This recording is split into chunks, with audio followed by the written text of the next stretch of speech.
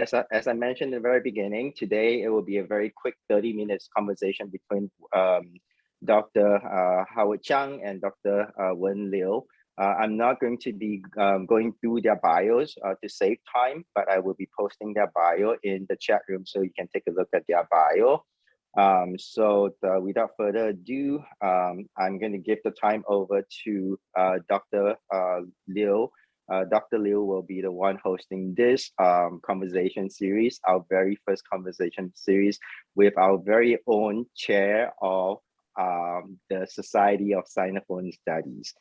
So the time is yours, Dr. Liu. Thank you, Dr. E.K. Tan, for the invitation to host this important conversation. And it's a pleasure to be here to celebrate and also discuss Dr. Howard Chiang's work among such good colleagues and friends. So my first question, I want to begin with Howard's recent monograph of Transtopia in Sinophone Pacific, which I think I read as a very bold intervention in the mainstreaming of transgender studies and in queer Sinophone analyses that have been taken for granted.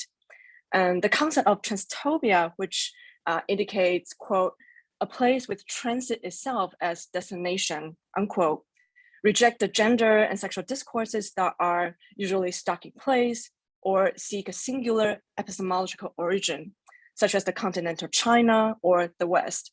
For instance, Transtopia highlights how concepts such as 同志 have trafficked in Sinophone cultural history rather than rooted in an imagined, quote, socialist China, right, that as some have claimed so far. And chapter 2, which is actually my favorite chapter of the book, it's called Stonewall Aside, Why Queer Theory Needs Sinophone Studies. You, Howard, have pointed out the hegemonic discourses in understanding queer Asia or queer China that have resulted in the problematic flattening of Sinophone societies and queer experiences. This tendency can be seen in many of the well-known texts, such as Chen Guangxing's Asia as a Method, and Petrus Liu's Queer Marxism in Two Chinas. And in my understanding, these works have been some of the most influential texts in the Anglophone queer studies circle so far, and particularly in framing and criticizing the possibility of queer Taiwan. So my first question is, based on your assessment, why do you think such texts have been influential, particularly in the North American queer academia? And also secondly, could you elaborate on how your work, Transtopia, intervenes these discourses and help the reader to so-called imagine otherwise about queer Sinophone? Thank you, Wen. Thank you, everyone, by the way, for coming this today. Those are very bold and very provocative questions. It's kind of interesting that we're starting our conversation with Chen Guangxing's and Petrus Liu's work as kind of a starting point. As you know, both books, Asia's Method and Queer Marxism in Two Chinas, were published in the early 2010s, and they were published by Duke University Press. I think that, with Chen Guangxing's book, just to start, his work has been really well received, primarily due to the network of Asia scholars that he has kind of helped to build. And I'm referring to the Inter-Asia Cultural Studies Collective. As you may know, the collective has a conference every other year. They also have their own journal. And the idea behind the initiative is quite interesting. The idea is to kind of foster a network collaboration between Asia scholars in a way that their knowledge production does not have to be routed through Europe or North America. So I think in terms of the motivation, that's a very fine motivation. And given the kind of geopolitical imbalance, right, in the power distribution of academia, that intervention, I think, is certainly something that we need to take very seriously. At the same time, I would be wary of the kind of Asia nativism that tends to be embedded in this kind of spirit, okay? So is the decentering of the West by recentering Asia the only way to go? I think this reductive approach tends to suggest that we're all trapped in a seesaw model of academic affinity. In fact, if you look at some of the most important works coming out of that network, you'll see that some regions of Asia, especially South Asia, tend to be marginalized, right? So this confronts us a very, very serious question. What is the kind of Asia that is projected to us from this seemingly nativist effort to restore Asia or Asian centrism? Now, in the context of Taiwan, the point is a little bit more complicated. It's further complicated by the fact that, the strand of research tends to be infused with the pro-China, pro-unification bent. So if I can just be a bit blunt here, I think the only way for this Asia to hold together is by relying on another superpower. That is the power of China. So whether you're talking about the Asia in Asia's method or the two Chinas in queer Marxism in two Chinas, right? Both books are, after all, really just about Taiwan, period. Their case study is Taiwan, okay? But, and here's the interesting part, the commodity that they try to sell through Duke University Press to the Anglophone academic world is actually China, in quotation marks. So that's why I discussed earlier that I think we do need a more robust Marxist analysis of the kind of Chinese queer theory that Petrus tries to market, because throughout the book, he dodges the question of whose Chineseness is at stake. And in my view, that shows a relatively weak way of grasping either China or Taiwan. So I would say in sum that, both books have been rather successful, especially in North America, because they claim to offer a kind of alternative to the cultural imperialism of Western theory. Again, I'm not saying that, this motive is ill-conceived, but what I am saying is that the solution that they tend to try to sell is oftentimes just a ruse that allows them to strategically market themselves in the West, okay? It really comes down to the way that they have such a hard time seeing China as an aggressor. And so they have remained remarkably silent on the subject of Chinese imperialism. So this leads me nicely to the answer to your second question. Since Chen Guangxin's work, there has been a lot of books, articles, workshops, events, so on and so forth, that uses as method in their title. And I think at one point I might be even guilty of that as well. And I've always, however, wondered why Asia is relegated to just a method. I think that actually just reinforce this idea that many weak powers of Asia, including Taiwan and many parts of Southeast Asia, have been kind of an intellectual vacuum. You may have heard about a very important collective in Taiwan called the Knowledge Taiwan Collective, 知识台湾学群. This is led by Shishu Mei, Mei Jialing, and others. The collective really came together in response to the accusation that Taiwan has not been a place of theoretical production, okay? And they actually have published a number of volumes, including Knowledge Taiwan, the Possibility of Taiwan Theory, as well as Keywords of Taiwan Theory. They're actually doing the second volume of the Keywords project. So if you note the titles here, both the word Taiwan and the word theory are there in the title. So I think we are seeing in this endeavor a more kind of bottom-up approach to reimagine Taiwan's relationship to theory, not just as a satellite of Western theory, such as Marxism, but as an unlikely place of conceptual innovation. In other words, they're encouraging us to think about Taiwan in terms of new ideas.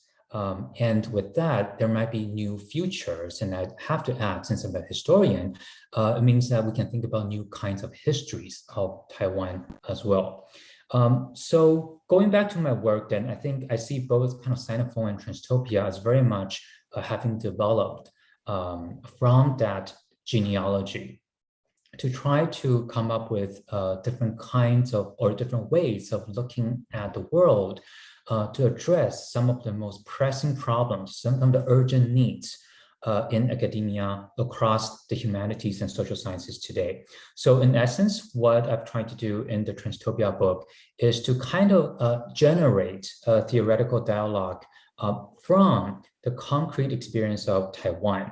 And so this is an effort to generate constructs that the scholars all over the world will have to engage with if they want their field to evolve, and if they want to make sure that they don't ignore the fact that Asia is becoming an increasingly important player in contemporary politics.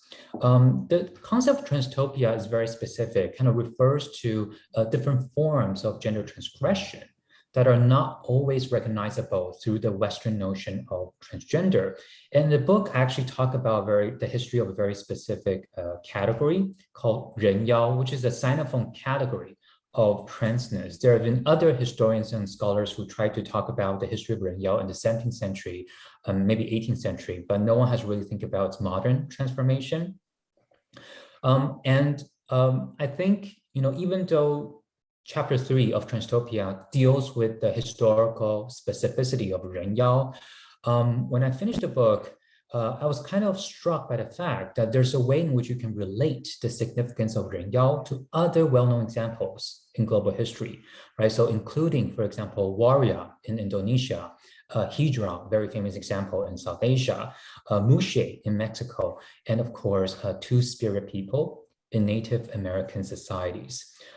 In my view, this notion of transgender is just no longer adequate for trying to grasp these subject positions and their historical production. So expanding our vocabulary from transgender to transtopia, I think it points to the multiple roots of trans history in a way that doesn't force us to always go back to a false ground zero. That is, doesn't always return us to an origin story of transgender as a Western invention, right? So if audience is interested, anyone audience is interested, I would definitely recommend a book by the anthropologist, David Valentine. It's called Imagining Transgender, an Ethnography of a Category, because he shows that it was really in the 1990s that this umbrella rubric, transgender, came together across activist and scholarly circles. And so it shows that there's a very specific kind of historicity behind the notion of transgender. So in some ways, Transtopia is also trying to dialogue with that. And for scholars of the Western world, Transtopia asks them to think about, what are some of the others within that have been excluded by trans theory and trans discourse. Great, thanks, Howard. I really appreciate your critique about the idea of Asia as method, and that could only serve as a method but not theory, and which has a lot to do with North American academia that only saw the theoretical intellectual production around China or Chineseness as worth selling. So I think that point is really critical but seldom being said. And I think that leads to my second question about the broader political context of your work, because I remember pretty vividly in the introduction of Transtopia, you wrote with this really great sense of urgency as you're writing the book during Hong Kong's mass protests in 2019. And you kind of talked about how when the whole world was witnessing Beijing's erosion of the city's autonomy and liberty and intense police violence that was happening on the ground, there, in a different part of the world, there was a celebration of the 50th anniversary of Stonewall, mostly in the West, which occurred simultaneously with the protests. So you talked about there's this failure to connect, the event of Stonewall to Asia, and the critique of this kind of repeated ignorance and trivialization of politics and agents in Asia, I think by Western academia at large, I think is pretty consistent throughout your work, including many of the editorial collection, such as Perverse Taiwan and Queer Sinophone. So I was wondering, could you tell us more about the broader political and social drive to engage in such conceptual and editorial work since, I think, the early 2010s? And how are the contexts of your work changed in the past 10 years? For instance, I would say from the 2013 Queer Sinophone Cultures to the 2016 Perverse Taiwan and to Transtopia more recently. Has your priority or lens changed And also, what is your current direction of the work? Again, those are great questions. I think throughout my career, I've always been really concerned with marginal voices in our profession, and especially the intellectual questions surrounding, why and how those voices become marginalized in the first place. When I proposed to Ari Henrik to collaborate on queer Sinophone cultures, I knew that he was interested in Qiu Miaojing's work. He actually translated Qiu Miaojing's last words from Montmartre. And we both shared an interest in the medical humanities, the history of the body, as well as transnational queer studies. At that point, I think we realized that, there's a really fashionable phrase that got thrown around quite a bit, is transnational Chinese cultures. Transnational queer Chinese cultures. And that was used actually to cover kind of a range of Chinese language, media, art, and cultural forms. And we felt that that was a little bit too loose of a rubric. We also realized that both of us were very interested in cultural productions situated specifically in Sinophone sites. So we felt that the time was ripe to coin an angle that was much more specific and to us much more powerful in trying to capture both the kind of histories, but also the historical formations that we're interested in investigating in. And that's how we came to the project Queer Sinophone Cultures, to think about how we can draw on the strength of both queer theory and the new field of Sinophone studies at the same time. Because the queer histories and cultures of places such as Taiwan, Hong Kong, Singapore, Malaysia, and so forth tend to be understood through the paradigm of Chinese studies. When we grabbed onto this notion of Sinophone queerness, it allowed us to actually bring together these different regions from their isolated status. And kind of when we do that, we try to do this through a very coherent framework, right? This is kind of akin to what Francois Leonet and Shi Zhiming has talked about in terms of minor transnationalism, because these places are minor in their own right. But when you start to bring them into dialogue, their significance are now brought to the board without necessarily being routed through a center, whether that's kind of China, the West, or Japan, right? These are dominant forces of imperialism in East Asian studies. When I co-edited Perverse Taiwan with Wang Ying, I made an intentional effort to showcase the research of scholars based in Taiwan, to introduce the work of Taiwan-based scholars to an international audience. Just because there is so much interest in work on the queer history and cultures of Taiwan, but most academic interest in the West at that point was still filtered, I think, through a very niche and partial view. These are certain self-proclaimed leftists, right? For example, the group based at the National Central University or National Jiao Tong University. These critics' view, especially their kind of anti-marriage equality view, is very widely known. And I felt that that's actually not reflective of the spectrum of attitudes toward gender and sexual transgression in Taiwan. It's a little bit ironic because in their kind of call for radical sexual politics, they tend to be more exclusionary than inclusive. So I just felt that there was a need to offer a kind of more balanced picture of queer Taiwanese culture. And that's kind of the backstory of Perverse Taiwan. My most recent work on Transtopia kind of draws on key examples in the queer history of Taiwan, Hong Kong, and Asian America. And I felt that one of the things that I was trying to do was to suggest that if we want to know the queer history of these regions, one has to be comfortable with grasping with new ideas, including this notion of Transtopia that I'm proposing. So in other words, I was not just trying to generate a new theoretical dialogue from that corner of the world that I call the Sinophone Pacific, but I was also trying to force Western critics to engage with the question of Taiwan, to engage with Taiwan's global alienation and the relevant geopolitics. I think they had to do that if they wanted to see how trans history, especially in the history of human civilization, if there's more diversity, they have to grasp these differences, often dictated by geopolitical differences. Okay, but once I started to do that, I realized, oh, actually, this is not something unique to the Sinophone experience. If you look at different cross-cultural examples, for example, that I just listed a few minutes ago, this is actually something that has been plaguing the field of queer studies in the West for a long time. And so I'm referring to the phenomenon that there is an unwillingness to let go of the assumption that whatever they're saying about Europe and North America is universal. It's a little bit shame, because if you think about some of the key titles in our field, in the field of queer theory and gender theory, such as gender trouble or female masculinity, the list goes on, by the way. The authors of these books tend to kind of just assume, right, what they're saying about gender is already globally relevant. But for scholars like us who work on the non-Western parts of the world, when we publish, we're always expected to include geographical descriptors, such as in Taiwan, in Thailand, or in Japan. Okay, so this is, by the way, what Rachel has famously called ethnic supplementarity.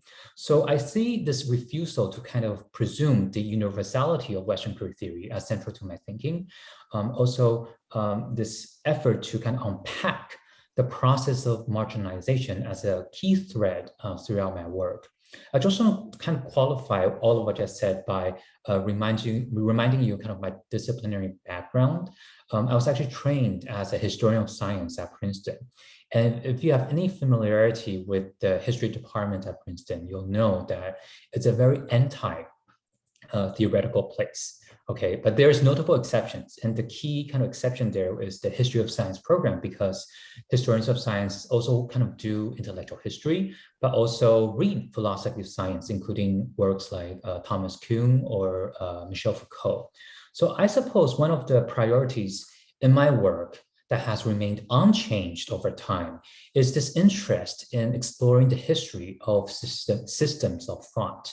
And by that, I'm thinking about the cultural and political production of knowledge and how that knowledge production is evolving alongside the contestation of truth, especially as it relates to the social sphere.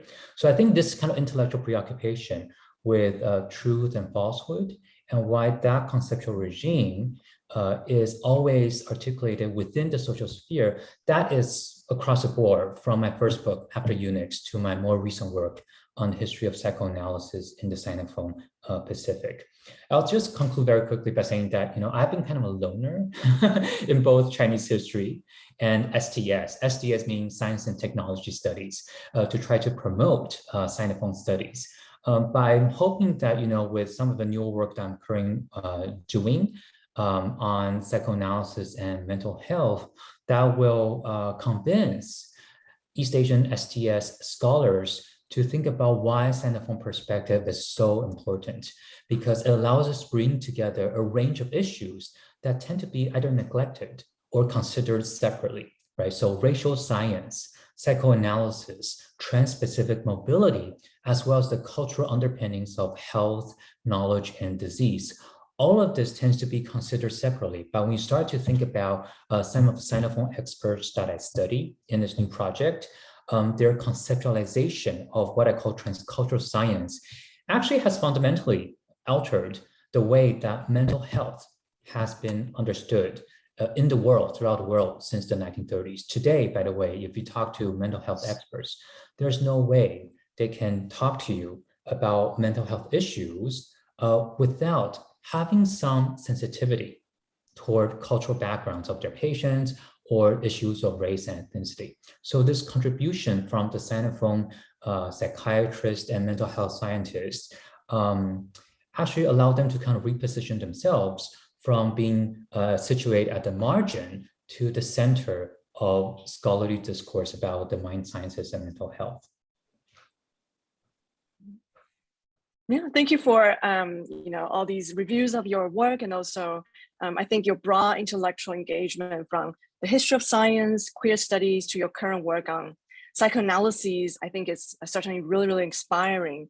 And I think both of us share this deep engagement with Taiwan as a place, but also as a place of theoretical production. So I think my last question is around your strategy of incorporating Taiwan studies within these diverse disciplinary and theoretical traditions. In Transtopia, I think you quoted Dr. Shishume's writing on the quote, illegibility and impossibility of Taiwan studies in mainstream Western academic thought. Taiwan studies is certainly being largely ignored by the so-called left-leaning Western academia, as many have gravitated toward the idea of socialist China, which both you and Dr. Shi have pointed out. However, your work, you have also consistently highlighted Taiwan, not just as a case study, but as an epistemology of doing queer and trans studies. And it has certainly been pretty well received, I think, by Anglophone academia as well. So this is why we're here. And so I was wondering if you could tell us more about your strategy of incorporating Taiwan in your work, and how do you see the presence and future of Taiwan studies in this broader framework of Sinophone studies, and also in the current geopolitical climate? Do you see the heightened global tension around the US, PRC, Taiwan as an opportunity for such work? And also, what is your advice for perhaps junior scholars who are researching issues related to Taiwan and other Sinophone society and wanted to engage with these larger academic circles? Yeah, I think you're really your question's to the point in terms of what I've been working on, and I'll admit also kind of struggling too in terms of my professional identity. You know, I was supposed to be trained as a historian of China, but in my first book, After Unix, I conclude with this very interesting episode about the history of the alleged first Chinese transsexual, Xie Jianshun, in 1950s Taiwan. And it was a very interesting moment because Xie Jianshun was often called at that point in time the Chinese Christine, or the Christine of Free China. And that was actually a reference to the American transsexual icon, Christine Jorgensen, who became a kind of global trans icon in the early 1950s. So it's important because then you start to see that, okay, we tend to think about issues of gender and sexuality as very personal things, seemingly natural traits. But we start to investigate these kind of larger discourses, whether it's media, medical, legal, public, surrounding the Xie Jianshun case. It pointed to issues that are much more larger and has higher stakes in the context of 1950s Taiwan, right? Including the Taiwan, the anti-communist nationalist regime. So Xie Jianshun was born in southern China, but she came to Taiwan with the nationalist government. The way that Taiwan was situating itself on a par with the US during this Cold War geopolitics configuration. So there's all these things, very interesting things. And I felt like that was an interesting moment that allowed me to frame the episode as a Sinophone moment or Sinophone episode, because I discovered, Sinophone studies, if you think about that, like queer theory, this goes back to my earlier discussion about queer Sinophone studies, they both kind of denaturalize some of the scholarly conventions that continue to constrain that we think about the past and the future. So that chapter, the ending of After Unix, I think in some ways will disappoint, right, scholars both in China studies and Taiwan studies. But my hope is that that will actually invite historians not just focused on national paradigms, but to think about what queer theory can do for us. If there's a way we can queer these conventions of China studies and Taiwan studies, then I think there's something to offer from that perspective. Going to my more recent work on Transtopia, I have to admit, I kind of came to this notion through a very concrete case study in Taiwan. Some of you may have heard of the famous social incident of Ye Yongzhi in the early 21st century. Now, Ye was a victim of a transphobic hate crime in southern Taiwan. And as a result, he actually passed away at a very young age of 15. He was often bullied in school. mainly because he was often considered by his peers to be effeminate or gender non-conforming. So this happened at the Gaoshu Junior High School in Pingdong in Taiwan. Now, Ye Yongzhi's story is very important because it forced policymakers and activists in Taiwan to design and legislate the Gender Equity Education Act in 2004. Okay, this is the 性别平等教育法. So initially, the policymakers who designed the act actually called it Equality Between the Two Sexes Education Act. Okay, 两性平等教育法. It was, through their investigation into Ye's incident that they were convinced that in order to promote greater appreciation of the diversity of human gender expression, that they needed to reframe that act, retitle it, rename it into Gender Equity Education Act. And at the same time, the Ye incident also actually forced Tongzhi activists in Taiwan to include trans communities in their annual pride parade. So this has been happening since 2003. So my point is that, we actually don't really know, right, in retrospect, whether Ye Yongzhi self-identified as gay or trans, or even Tongzhi for that matter. Probably neither of them. Actually, that's probably the case. But Taiwanese people were already, right, imagining a transtopian world through this Gender Equity Education Act. It was not an imagination that was narrowly defined through the lens of transgender rights. Ye Yongzhi was not strictly transgender in the Western sense of the term.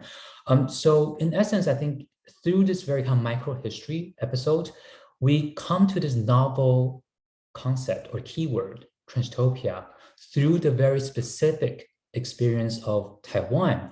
And I'm hoping that this can offer the entire world to rethink the history of a transgression and social change. So I guess I know that's a very long answer, but I wanted to go through those two specific examples to suggest that my work has always been trying to situate Taiwanese experience in relation to other kind of global connections. And I would say that that would be my major advice for junior scholars as well, whether they're working on Taiwan or other Sinophone sites, is to kind of forge unforeseen kinds of synergies, because I think they can be very rewarding for letting us, removing ourselves from kind of prior constraints.